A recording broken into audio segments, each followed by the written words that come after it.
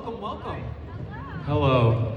We'll get everybody settled in. Hello, Portland. How's everybody doing? I have too many things in my hands. I have a lot of things. Yeah. High chairs. High chairs. Hi everyone. Hi, chairs. Oh, I better keep my... I appreciate you relieving the restraining order so I can sit next to you. Oh, of course, of course. Christina would not. 45 so she's got to minutes. sit at the end. Okay, great. I'm the buffer. All right. Yeah, Christian, don't talk to me. Well, it's nice to see everybody.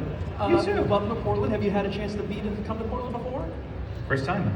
I came once, like 13 years ago. I was at a national tour of the musical In the Heights. I was a wee babe, and we came through Portland. It's a beautiful town. Now you're just a babe. Now I'm just a babe.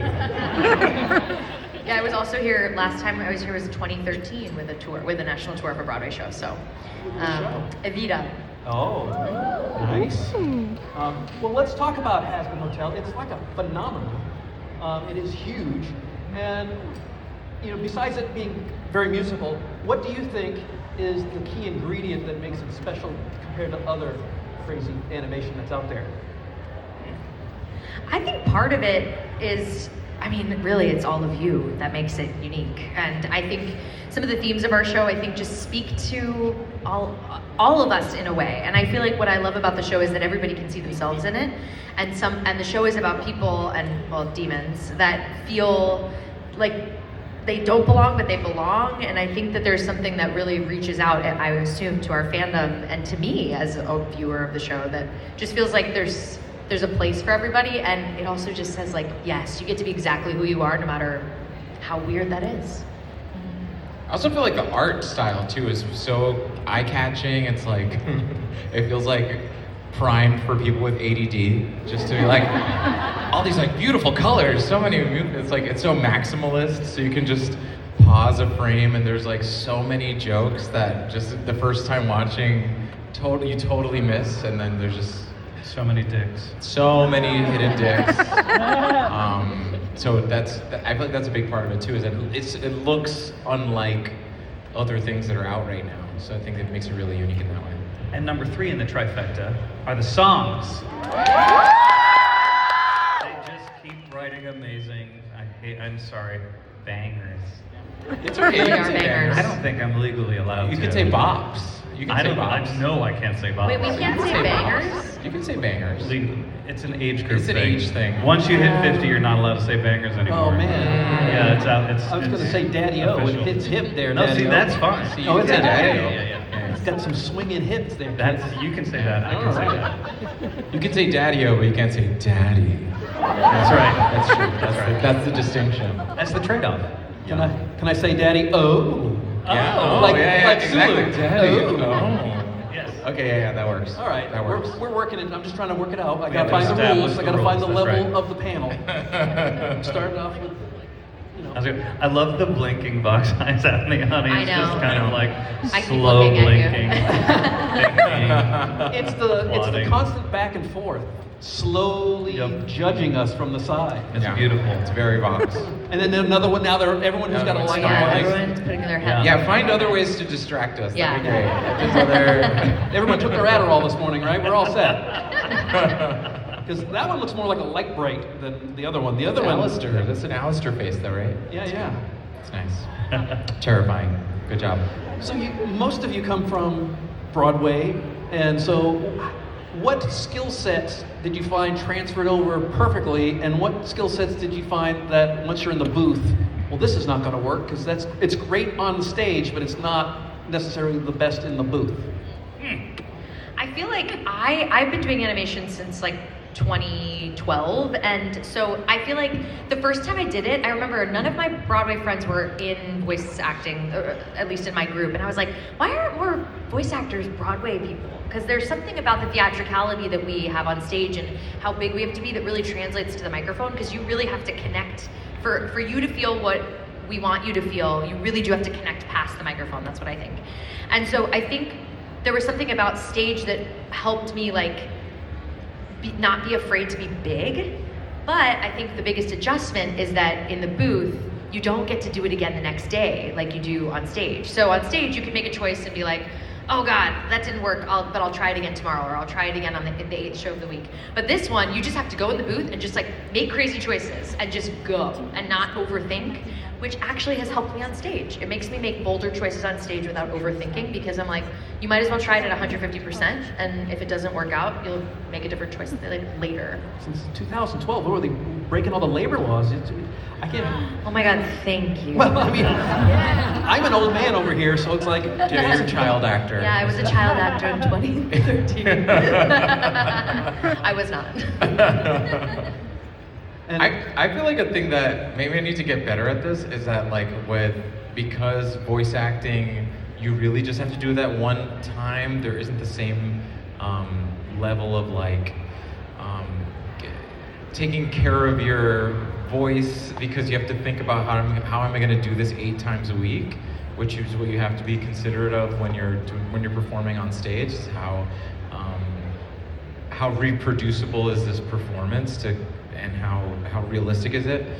So when you're in the booth, you can just kind of go at 110, which I feel like you have to pace yourself a bit more in theater.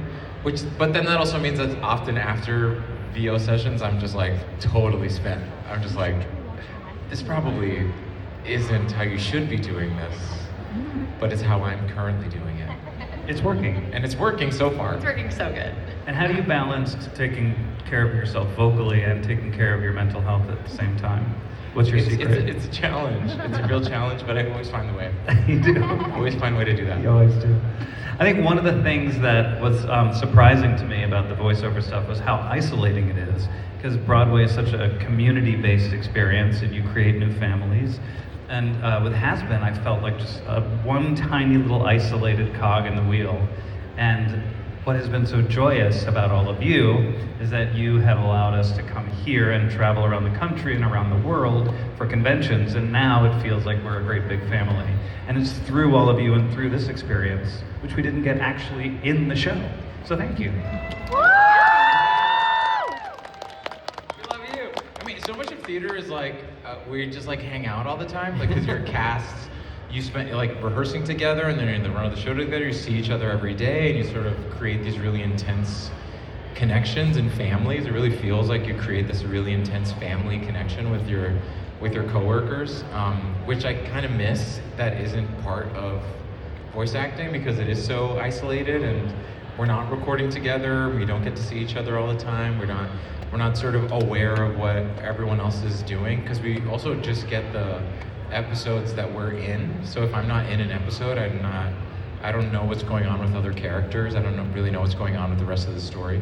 So when we get to finally watch the episodes, I'm like, whoa, Liz Calloway is in this? I was like, that's incredible. So that's something that's a big difference between voice acting and theater acting, which you don't get to have that same sense of like family and community. So doing But you also don't get sick of each other either. You don't. Which is delightful. Yeah, that is nice. that's on a case-by-case basis. Case by case. Yeah, that is case by case. I don't want to make a broad brush right there, because. So let's talk individually about your characters a little bit. Christina, Vox is very charismatic and all about control. Yeah. So how do you anchor? Wait, I'm Cherry Bomb. I'm sorry, Christian. I'm sorry. It's good, it's good. I'm like, a Vox? I am so sorry. They come close. Imagine Yeah, we we're very revealed. close. Imagine we revealed just right now that Christina is actually the voice of Vox. Surprise! But I actually do want to hear her talk about it. So when I had it down, I'm like, I want to make sure the ladies first. But then Yeah, I naturally, was yeah. like, Yeah. so Christian, No, let's sorry. go. No, ladies first. Let's So- go Cherry Bomb. Hit it. Yeah. Yeah. Did you have a Cherry Bomb? I do. Question? So now Cherry Bomb's her momentum. So she's all about, swagger and walking through. So how do you anchor her? When you think of Vox, how do you prepare yourself to get into? I'm sorry, not Vox. Sorry. I'm so confused at this point. Who Don't am listen I? to me. Okay. I'm going in order, and it's out of order. Cherry Bomb. How do you get into the mindset of Cherry Bomb? Yeah. What I love about Cherry Bomb is that she doesn't stop. She just goes and she doesn't think about what other people think about her, which is the thing that I connected to the most about her. Is like, we all feel that feeling where we're like, I don't know if I should do this, or I don't know if I should say this, because like, what if, and she just does it. Now, does that sometimes bite her in the ass? Yes. But I think we can see in season 2, she's starting to like slow down a little, think about what she's doing before she does it, and we're getting to see this vulnerable side for her. But for me, before I go in the booth, I mean, I am exhausted after a session of being Cherry Bomb, because it's just 150% for however many hours screaming in an Australian accent. And it also like, I leave exhausted but so fulfilled with what I get to do, because she really is just, she is the definition of bombastic. She really is. And so my prep is before, I have like a playlist that I listen to, and I walk down the streets of New York and I'm like, and I like feel it, and then I listen to like punk music right before I go in, so that I can like feel ragey. When you auditioned for Cherry Bomb, did you think about the whole part of like, can I do this voice for as long as I can? Yeah. Did you keep that in mind? Because I've heard of stories where people go in and they, whoa, yeah, and they go, you've got the job. I'm like, oh no, I've got to do this every day for.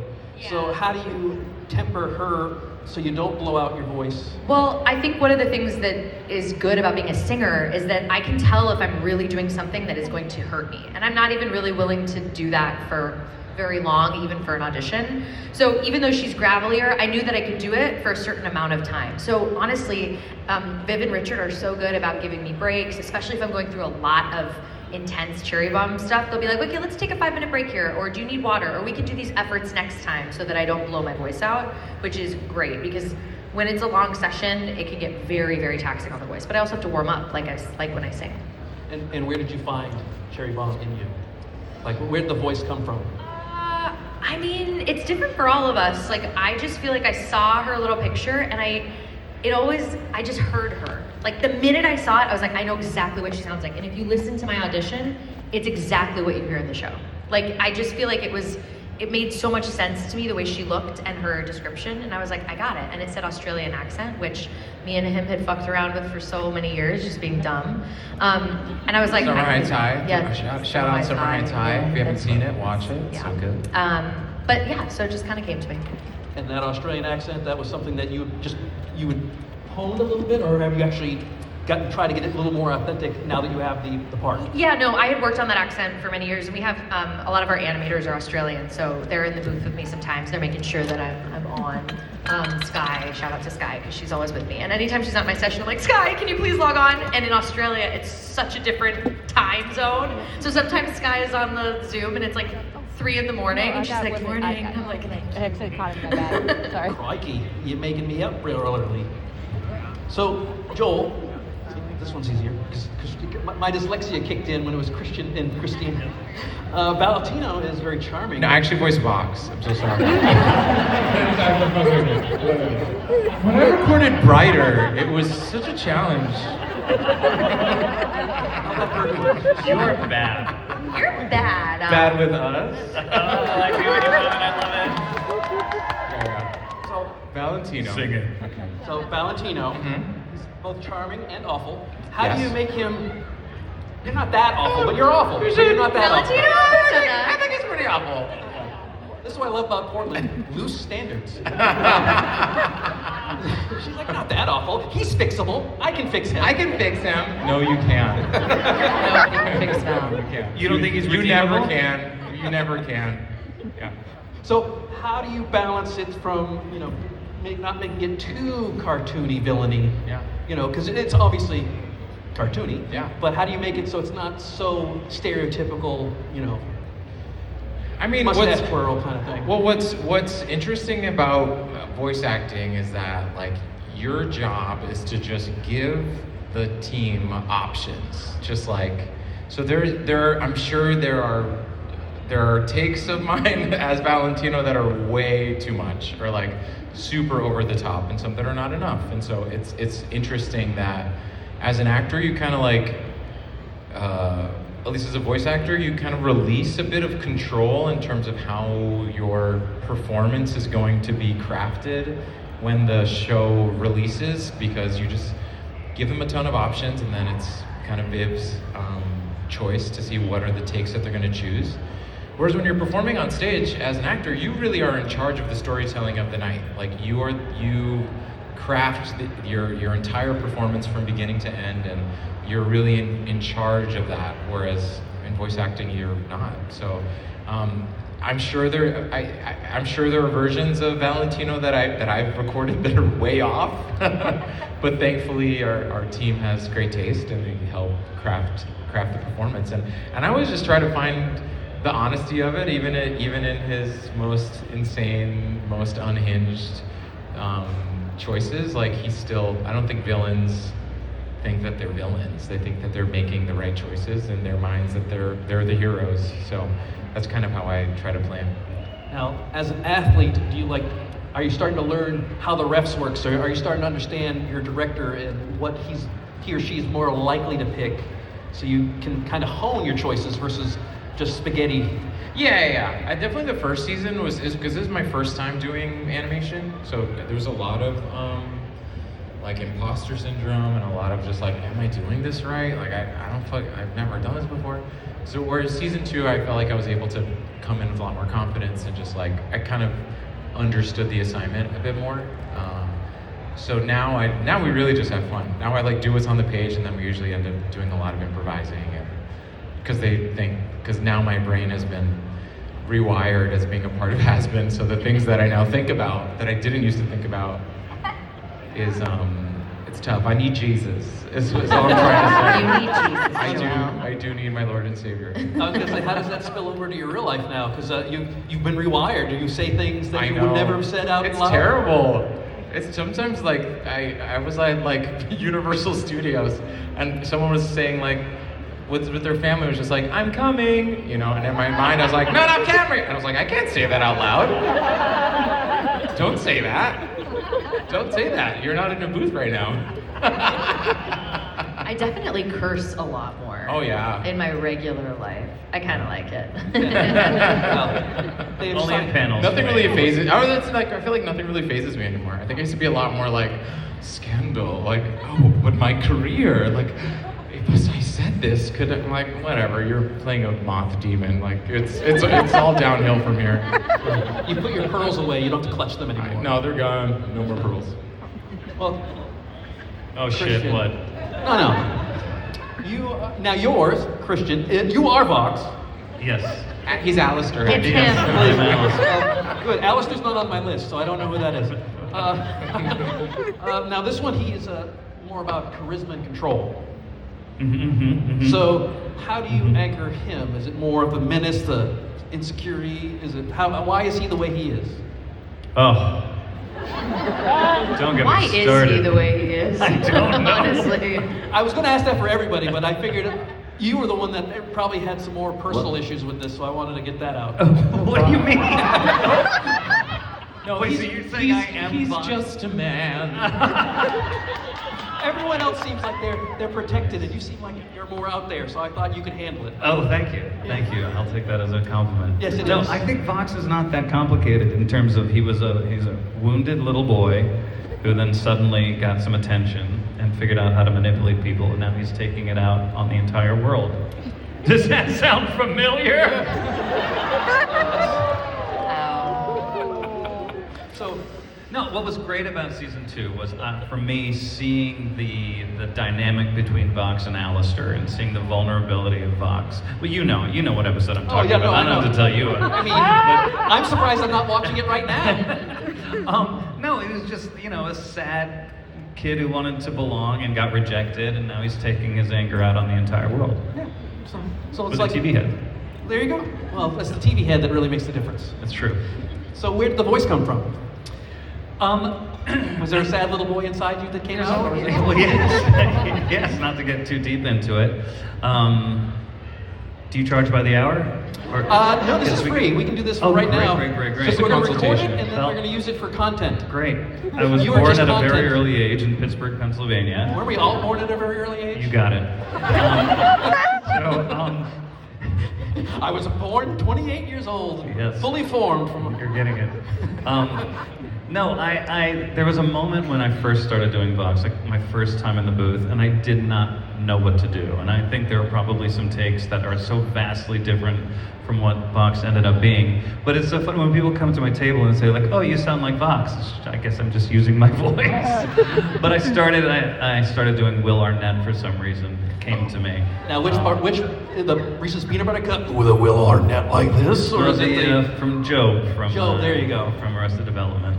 Kind of a blustery, like full of himself, and that started to, I think, click in with everybody. And so Richard was like, "Yeah, go down that avenue," and Viv seemed happy with that too. So yeah, I start there. So I'll ask all three of you, and you can go in an order you like. What did you bring to your character specifically? Was there something that wasn't there on the page that early on you said, "I'm going to do this," and they said that's part of your character now? I started like peppering in Spanish in the character, which wasn't really Muy bien. as written.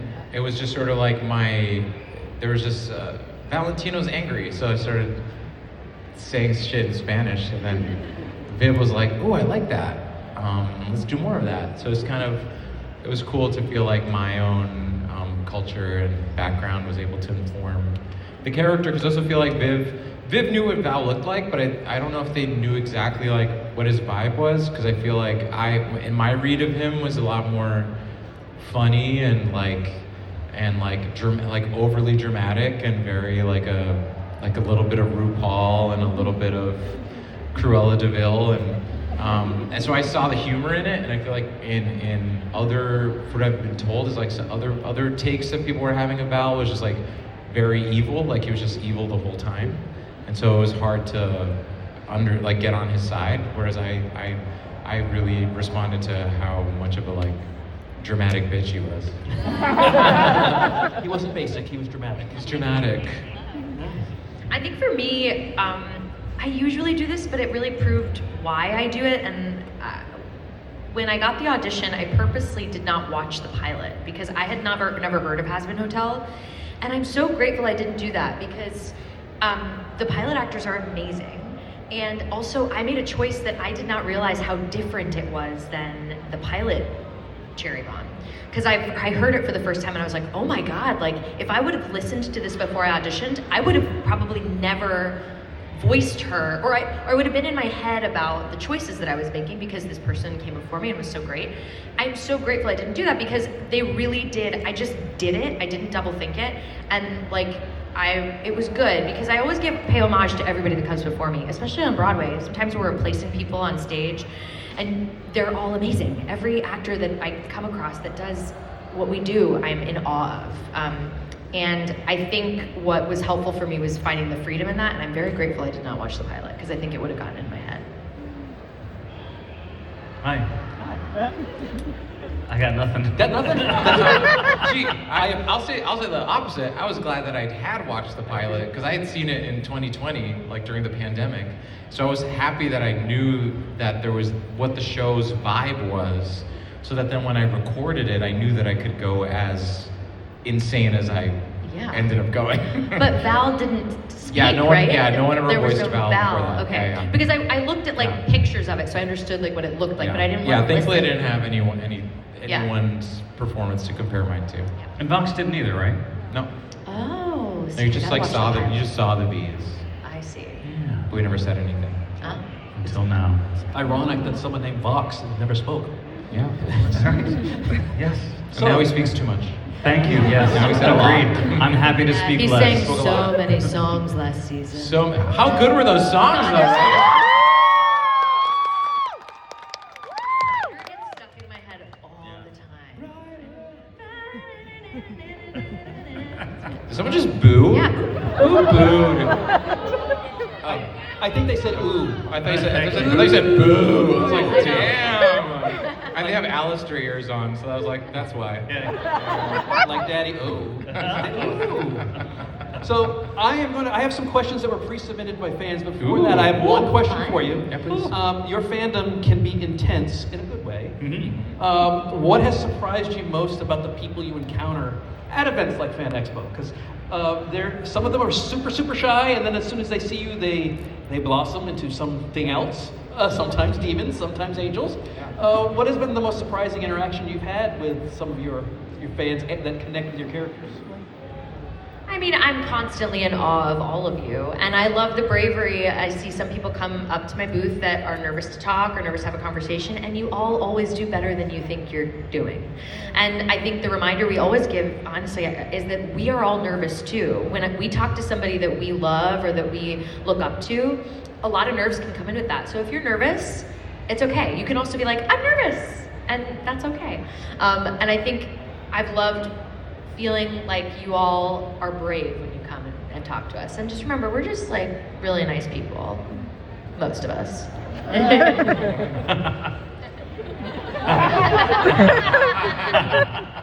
Oh God.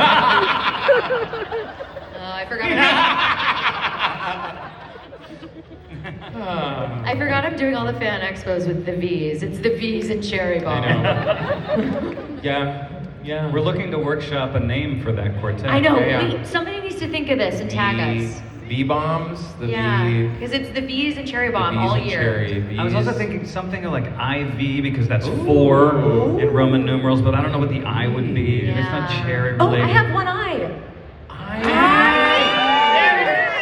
Wait, IV. Oh my God. Okay, let's Okay. get it closer. We still need like a little more.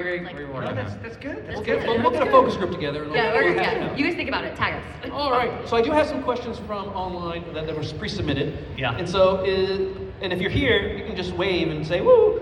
Is Kendall from Beaverton? Kendall from Nope. Beaverton. All right. So, Okay. what's the most surreal moment you've had while working on a show about hell? Oh my God, guys, my dad is a Pentecostal minister. Can you believe it?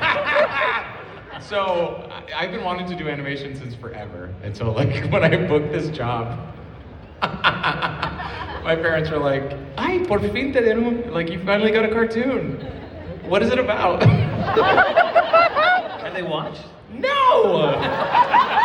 Absolutely not. You didn't even show them like Oh, a scene. they know that I'm in a show called Hazbin Hotel. Have they watched it? Absolutely not. They never will. No, that's blasphemy. There's got to be one safe scene. There's nothing you say is I nothing say you say there's is right. nothing that There's Valentino nothing. does that's even remotely.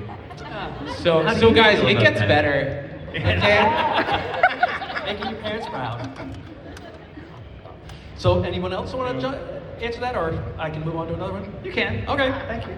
So this is a pen, as in ink pen. Pen from Vancouver. Now this is kind of leads. The reason I picked this one, it kind of leads into what you just said. What is the most normal conversation you've had that felt weird because of your character's context? So you had a normal conversation, but because of what it's actually talking about, is there anything that made you a little In weird? character, you mean? Yeah, Yeah, I this would, one's I would breaking my imagine brain. so. From your character's context. Wait, what? Wow. Yeah. Can you use it in a sentence? Wait. Yeah. This is why I I thought phone a when I friend. saw the name Pen, I'm like, this has got to be a robot. AI. We'll switch over to something a little more easier then. How's that? Have you ever had to explain to your family members what your character does for a living? Not what you do for a living. Have you sat down when you talk to your parents, hey, I'm in a cartoon, did you explain what Valentino does? Oh yeah. Oh, they know that. And they prayed? And they Worst blessed? director in hell. And they not know that, do they? They do Oh, know you that. told them. And they were like, do you have to take every job? I was like, yes, I do. You acting like I have the luxury to be like, no, you know what? I'm not going to take that job. Yeah, right. Not a trust fund kid. Oh, I they got know. work. Oh, they know what the show is about. And I've been challenging my parents since I moved out of the house. Christina, have you talked to your parents about how Cherry Bomb is? Pass. I don't talk to my parents. That's all right. Sorry, I only have one left. And it's okay. It's fine. I'm glad I brought that up. Thanks a lot. Thanks a lot, Chris, for this way though. This one, mine are dead. That's what I mean. Mine's dead too. So yeah. Yay. Yay. Dead parents. Of course, my follow-up question would be very awful. No. I want to hear it. It's about hell. Yeah, let's get into it. I don't know your parents. Are you watching? If they are in hell, what kind of demon would they be? One would have a French accent, Ooh la la. and the other one would still be nagging me. I'm sure they were doing that even if they were in the other one. That's right. That's true. Yes. All right. Wow, they really set me up for success here. Yes. What's the most hellish thing that's happened to you in real life since joining the show? Tony from the Pearl District. She's question. Hellish. My God, we're So, really good. I'm suddenly missing, like, if there's a Yeah, TV my dinner your God. character wouldn't like, Yes, what is exactly. it? Can we please have the what These kitchen are the ones utensil that is were your vetted. character? These are the ones that were vetted. What's the most hellish thing? So has anything bad happened to you since you started the show? Because I guess they think that because you're talking about hell, your real life is going to be Pass. affected. I will Besides pass. this panel, Besides this, besides this Yeah. panel, has anything hellish gone on in your But that's life? not a reflection on you, you understand. That's okay if it is. Okay. I'll take full credit. I mean, some of the travel to these conventions can be hell. I've got to say. No. Man, bad. I'm going for a real easy Next. one. This is a Yeah. slam dunk. Yeah. So, from Willow from Tigard or Teagard? I said it right the first time. Woohoo! Tigard. Sounds like she's from Asgard. Ooh. So, what's the most fun? See, that's a good way to start. Yep. You have recording a particular song or scene. What's been your favorite song or scene to do? At the end of Brighter, spoiler alert, a TV falls on Vox's head, on Vincent's head, sorry. And I had to do that scream at the end, I think upwards of about 20 times. And that was a really, really fun afternoon of just screaming my head off. Because this show can be very cathartic, because I don't scream a lot in real life, and I don't swear a lot in real life. So you go into that booth, and then all of a sudden you just let the whole thing unleash. And then they're like, okay, then scream 20 times. It's delightful. Yeah, it's always good when you can just raid. I mean, people pay therapists for that. Yeah. And you got paid to do that. I did. It's like people who go to those like rec rooms where you can like destroy stuff. Sometimes it feels like Oh, yeah. we get to be very like these characters. Actually, all three of our characters are like very id. They're like pure id. They're just like they give in to every desire, you know. Which we're in our normal lives, we're constantly like censoring ourselves, or like there's sort of rules of society, and I can't say that out loud, you know. So it's interesting to have a space where you can say all these horrible things.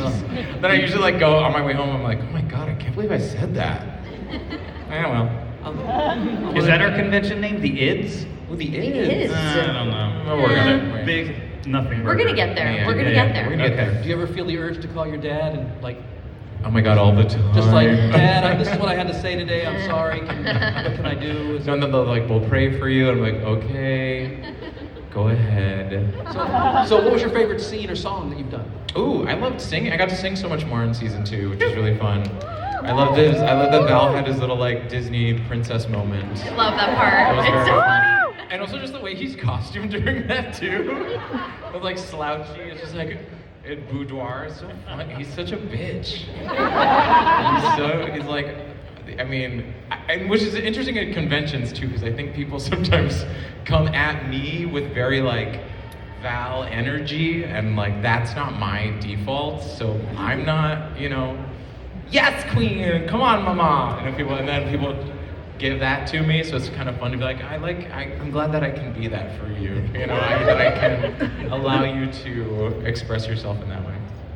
Yeah, same. I liked that I got to sing in season 2. That was one of my favorite moments in the booth because I hadn't sung This yet was for so her. good. Yeah. It was just cool to find her voice, and anytime we record our songs with Sam and Andrew, like they let us try things, and like the end of Piss used to be an octave higher, so it used to be bidding a kiss out of you. It was like really a big ending, and then we were doing it, and me and Sam were like, what if we like make it really quiet?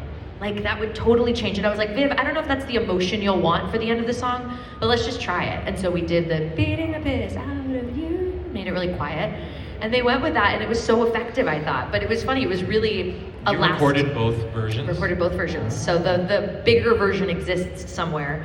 They've got to release some of the unreleased files at some point. Oh, yeah.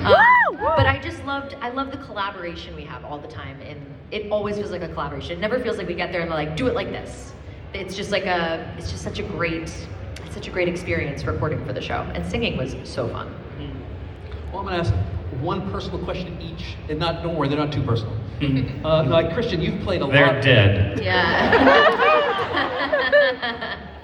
I'm ready. Okay, well, if you could have one of them back. No. That's not the question. That's not a question. HR. That was very good. Oh, cute shoes. I'm just noticing your shoes. Thank you very much. That was good. So you played a lot of iconic parts on stage. What parts scare you in a good way? So if someone were to offer you a part, what kind of parts scare you that you're like, I don't know if I can do this, but that's why I want to do it?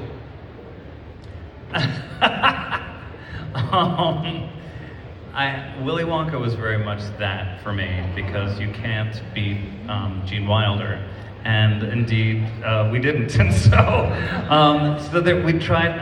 There were so many things that I did that were overthought in that regard, just to try to make things different. Like there was an iconic moment in Willy Wonka and the Chocolate Factory where Gene Wilder comes out of the factory for the first time and he's limping, and then he does a forward roll, and the whole idea behind it was that he said famously that if once you do that, you never know if Willy Wonka is telling the truth.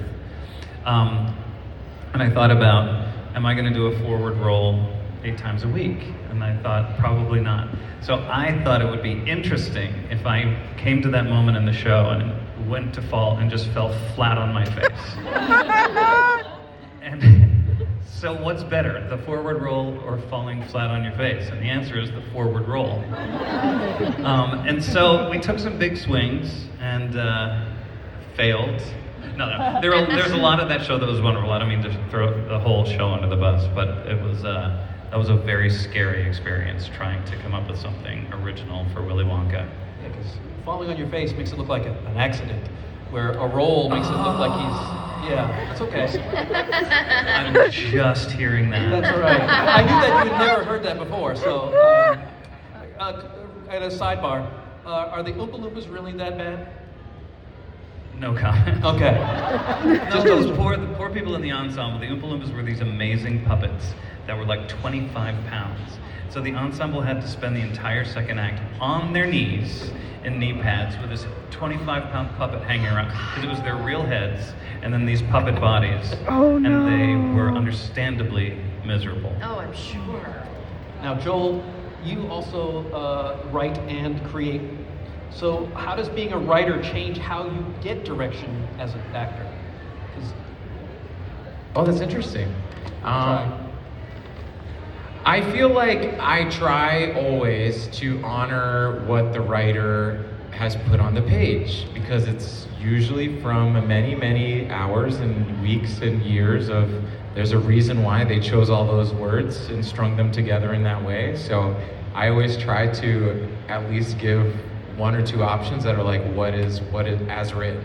I feel like sometimes actors can be, because we all have great ideas, we come in with great ideas and you're sort of like, oh, I know how to fix it, I know how to do it better. And so I always try, but that can sometimes, at least for me, feel a bit disrespectful to like the work that all these people have done to make this thing happen. So I'm always like, at least, even if you don't agree with it, even if you think you could make it better, just do it as written, do it as they asked, do it as they said, and then be like, hey, can I try something? And if they say no, then don't do it. Like, that's not your job. In that moment, you're an actor. You're supposed to be there and interpret their text, whether you think it's good or bad. That's not for you to decide. And I actually think like, I feel like I've done a lot of my career has been like making like mediocre material like pretty good. Because that's like a lot of your job is to just, maybe some things don't make sense, but you have to find a way to like make it make sense for you as an actor and not just like blame it all on the writing. So I feel like each thing informs the other, and now I feel like as a person who now like writes and directs more, it's nice to be like, I understand that there's so many moving parts, and as an actor, we're just like one small part of that. So just trying to make sure you're all having the same like creative vision is what's the most important. And Christina, I'm going to have you toss your humility aside, because I want to know what part of your skill set do you think people still underestimate, that you are really good at, but people just, whether for whatever reason, underestimate, and then you just wow them? What an interesting question. I don't know how to answer that. I don't know. I mean, That's why I'm saying throw away your humility, because you're like, I'm pretty good. Is there something that's what that, I mean. is there something you'd love to do that that no one's ever asked you to do that you? I mean, sure, plenty of things, you know. I feel like it's the thing about being an actor is it's such a long game, right? And honestly, the things that I don't do, like I don't really dance, so like I'm not gonna be doing that really. Doing But the I don't know. lane? Yeah, but there's always stuff that I don't think it's about people underestimating any of us, though. It's just about being in the right room with the right project with the right people that see you. As an actor, it's so easy to be like, well, I can do that. Like they just don't see it. But it's really like, if I've learned anything, the minute that you walk in and you're it just clicks. So in that way, yeah, I guess that's my answer. So this will be the last question. So then your community service will be over. So when all these folks leave the panel today, what is the one thing you hope they understand better about your character and how you do your character, your craft? So what is the one thing you'd love them to take away from today? Besides the fact that your parents are dead. You know, I was thinking about, we did a panel yesterday and I was reticent to sing because I've said I feel nervous to sing as myself or to perform, and I talked about the ritual of like walking through the stage door and getting myself ready, and